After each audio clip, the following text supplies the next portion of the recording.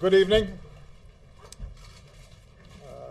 There are still some very important votes to be taken by members of Congress, but I want to announce that the leaders of both parties in both chambers have reached an agreement that will reduce the deficit and avoid default, a default that would have had a devastating effect on our economy. The first part of this agreement will cut about $1 trillion in spending over the next 10 years, cuts that both parties had agreed to early on in this process. The result would be the lowest level of annual domestic spending since Dwight Eisenhower was president, but at a level that still allows us to make job-creating investments in things like education and research. We also made sure that these cuts wouldn't happen so abruptly that they'd be a drag on a fragile economy. Now, I've said from the beginning that the ultimate solution to our deficit problem must be balance.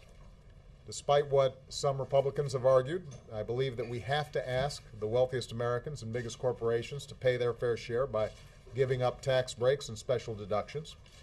Despite what some in my own party have argued, I believe that we need to make some modest adjustments to programs like Medicare to ensure that they're still around for future generations. That's why the second part of this agreement is so important.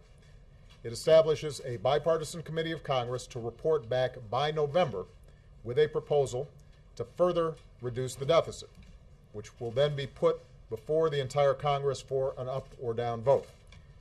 In this stage, everything will be on the table.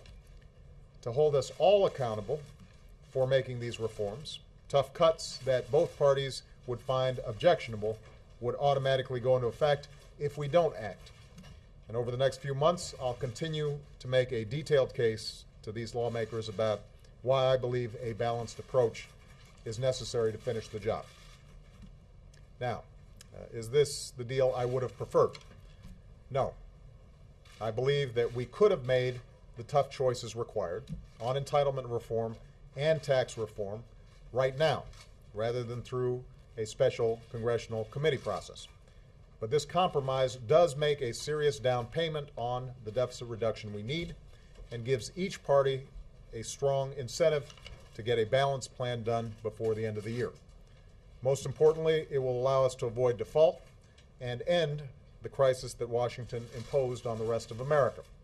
It ensures also that we will not face this same kind of crisis again in 6 months or 8 months or 12 months. And it will begin to lift the cloud of debt and the cloud of uncertainty that hangs over our economy. Now, this process has been messy. It's taken far too long.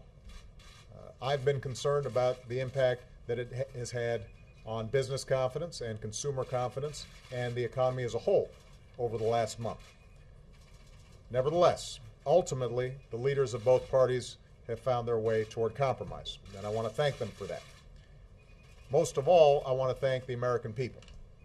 It's been your voices, your letters, your emails, your tweets, your phone calls that have compelled Washington to act in the final days. And the American people's voice is a very, very powerful thing. We're not done yet. I want to urge members of both parties to do the right thing and support this deal with your votes over the next few days.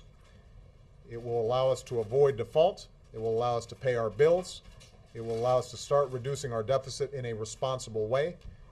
And it will allow us to turn to the very important business of doing everything we can to create jobs, boost wages, and grow this economy faster than it's currently growing.